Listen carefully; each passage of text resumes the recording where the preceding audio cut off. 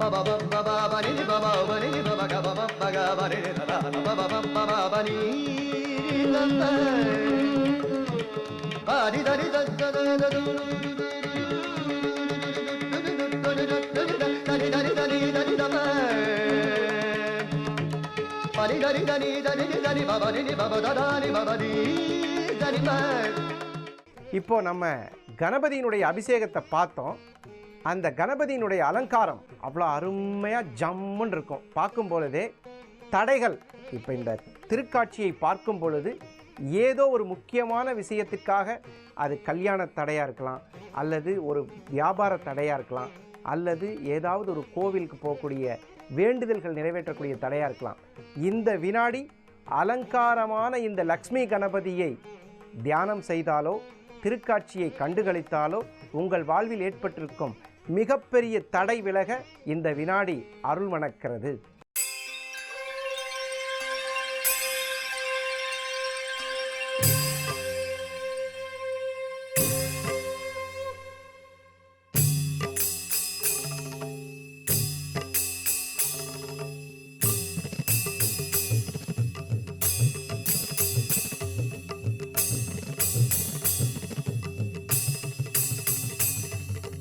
जय गणेश जय गणेश देवा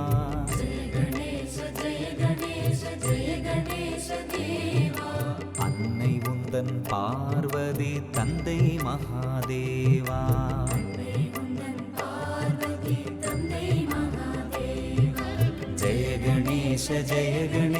जय गणेश देवा अन्नै उन्दन् पार्वती तन्दै महादेवा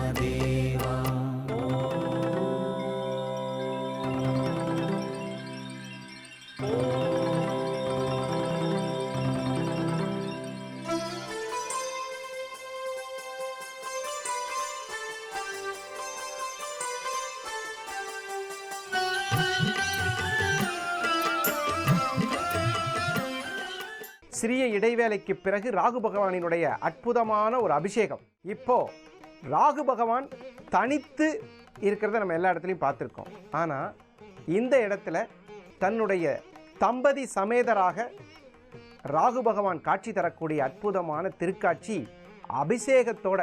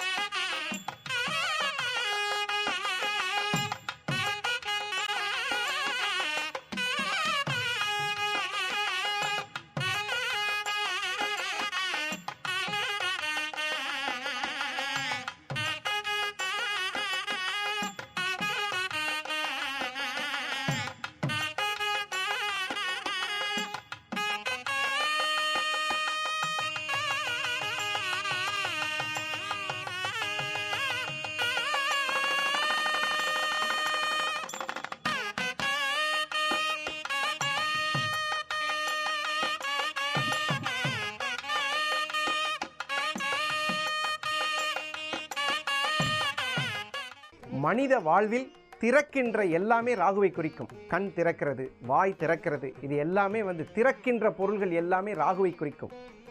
ராகுங்கிறது மூத்தோர்களினுடைய எண்ணங்கள். இப்போ மாந்திரீகம் அப்படிங்கிற வார்த்தைக்கு முழுமையாக சொல்லப்போனால் ராகு பகவானுடைய அங்கீகாரம் தேவை. இப்போ சில பேருக்கு பார்த்தீங்கன்னா ஜாதகத்தில் சூரியனுடன் ராகு இருக்கும். அவங்களாம் பார்த்தீங்கன்னா 9 வயசில் தந்தையை பிரிந்து விடுவார்கள். அந்த சூரியனோட ராகு இருந்தாலே தந்தையினுடைய அனுகிரகம் கிடைக்காது. அதே மாதிரி அவர்களுக்கு சூரியன் ராகு என்பபோது பித்ரு சாபதோஷம் இருக்கிறது என்று ஜோதிடர்கள் சொல்வார்கள். அப்போ அவங்கெல்லாம் யாரை கும்பிடணும் அப்படின்னு கேட்டிங்கன்னா, அர்த்தகாயம் மகாவீரியம் சந்திராதித்ய விமர்த்தனம் சிம்சிகோ கற்ப சம்பூதம் ராகும் பிரணமாமியகம். அந்த மாதிரி ராகு பகவானுக்கு ஒரு துதி இருக்குங்க. அது எப்படின்னு கேட்டிங்கன்னா, மகுடி ஊதுற மாதிரி இருக்கணுமாம்மா துதி. ஒவ்வொரு தெய்வத்துக்கும் ஒவ்வொரு வாத்தியங்கள் பிடிக்கும். சிவபெருமானுக்கு உடுக்கை, அந்த மாதிரி பெருமாளுக்கு சங்கு நாதம் ரொம்ப பிடிக்கும், புல்லாங்குழல் ஓசை, இந்த மாதிரி ஒவ்வொரு தெய்வத்துக்கும் ஒரு நாதம் பிடிக்கும். ஆனால் இந்த ராகு தேவதைக்கு மட்டும் என்ன பிடிக்கும் அப்படின்னு கேட்டிங்கன்னா, அந்த மகுடி வாசிக்கிற மாதிரி மந்திரம் சொல்லணுமாம்மா. அர்த்தகாயம், அந்த மாதிரி அந்த வடிவம், அந்த தெய்வீகம் மகுடி ராகம்னு பேர். இப்போ கும்பாபிஷேகம் நடத்தும் போதெல்லாம் கடைசி ராகமாக மகுடி ராகம் வாசிப்பாங்க. அந்த மகுடி ராகத்தை வாசிக்கும் பொழுது அந்த தேவதை குளிர்ந்து எந்த தோஷத்திற்காக நம்ம வேண்டுறோமோ அதை நிவர்த்தி செய்யக்கூடிய ராகு பகவான் இந்த ஸ்தலத்தில் அற்புதமான அலங்காரத்தில் நமக்கு தடை நீக்கும் அருள் சுரக்கும் ராகுவாக இங்கே காட்சி தருகிறார்.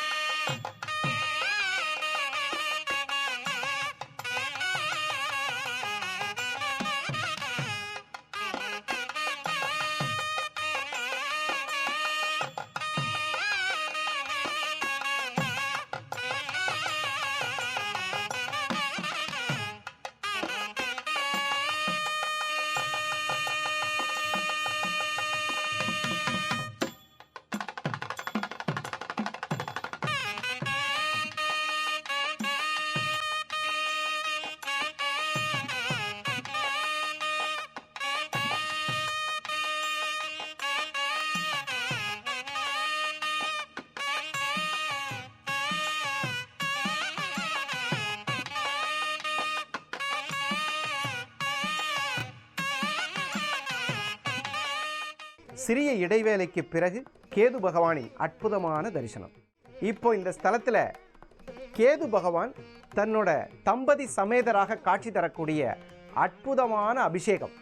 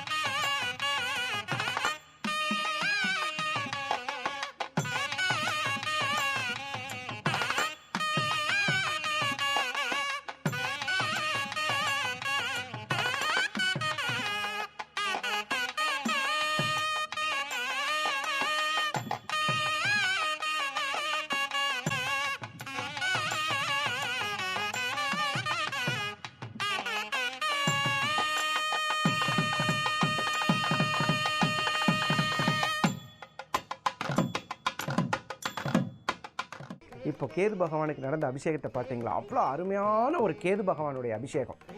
இந்த கேது அப்படின்னாலே கோல்காரகன், ஞானகாரகன்னு பேர். மூடக்கூடிய இடங்கள், கண் மூடி இருந்தால் கேது, கண் மூடி தான் தியானம் பண்ணுவோம். வாய் மூடி இருந்தால் அது கேது. இப்போ பார்த்தீங்கன்னா சில பேர் சொல்லும்போது சொல்லுவாங்க வாயை மூடிட்டு சாப்பிடு அப்படின்னு சொல்லுவாங்க. இந்த வாயை மூடிட்டு சாப்பிடு அப்படிங்கும்போது இந்த கேது பகவானை குறிக்கும். வாயை மூடிட்டு எப்படி சாப்பிட முடியும்? கண்டிப்பாக சாப்பிட முடியாது. ஆனால் வாய் மூடிக்கொண்டு உள்ள சாப்பிட்ட உணவை அரைக்கும் பொழுது உள்ளக்குள்ளே இருக்கக்கூடிய ஹார்மோன்கள் என்று சொல்லக்கூடிய ஜீரண சக்தியை, எப்பயுமே நீங்கள் ஒரு உணவு சாப்பிட்டீங்கன்னா அது சீராக ஜீரணமாகணும்னா கேது பகவானுடைய அருள் வேணும்.